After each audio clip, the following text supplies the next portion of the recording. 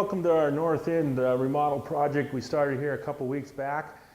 We've done a few videos since this and kind of showed you the progress of what we've been doing. So here we are. The walls have been eliminated. The floors have been put in. We're going to go through a few things and just kind of explain to you what we did. When we took out this wall, we had this side of the wall was coved.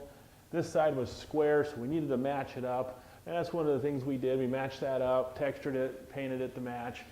At this point, you can't tell that there was ever a wall there. So there we tore out the walls, put in this new floor. This is the engineered floor that we talked about earlier. This engineered floor is pretty sweet to put in. You put it down, it's all pre-finished, so you don't have to finish it. So when you're done installing it, it's all done and ready to move in on. And then we put new baseboard over the top of the floor. Okay, as you notice, since we've taken out these walls, it's really opened up this room into one big room, and then virtually we had 3 separate rooms when we started.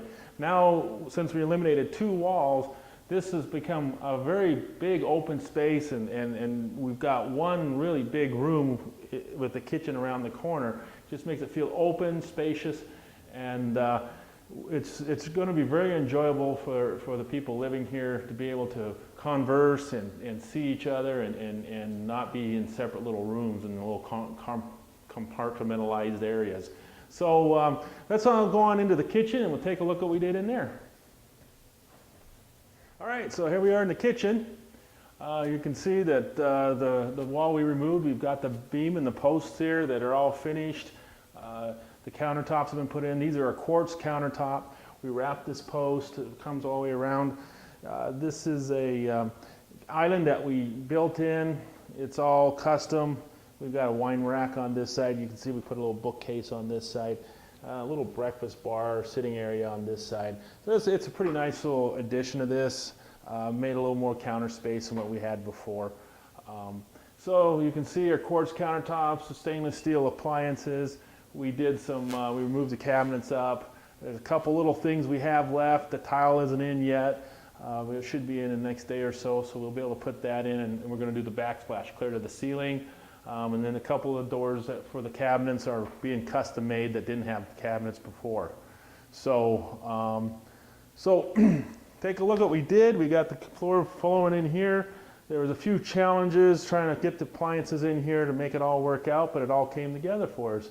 So just keep in mind on a project like this, you're going to have about a 2 to 3 weeks minimum to put something like this together from the time you start on the project. That's not counting the finding out what you want and putting together bids and all this for people. So your minimum is 2 to 3 weeks. It can be up as high as 4 weeks sometimes to do a project, just depending on how in depth it gets. A project like this is going to run somewhere between $15,000 to $25,000 just to do what we've done in here. The cost will vary depending on the types of material you use and depending on lots of different little things that happen within the project that you may want or not want. So keep that in mind when you do this. A lot of do-it-yourselfers can do a lot of this. The engineered flooring is fairly easy to put together, like I said. Most all this, but this was a bearing wall, so whenever you're taking out walls, always remember, make sure it's not a bearing wall, because if it is, you will literally have the roof come down on top of you. So keep that in mind and enjoy our channel. Have a good day. Thanks.